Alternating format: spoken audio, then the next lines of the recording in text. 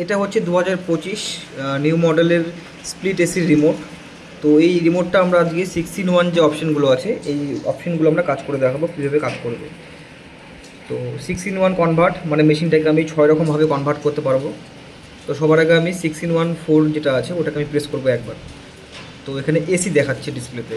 AC মানে কি করবে, এআই কুলিং এটা।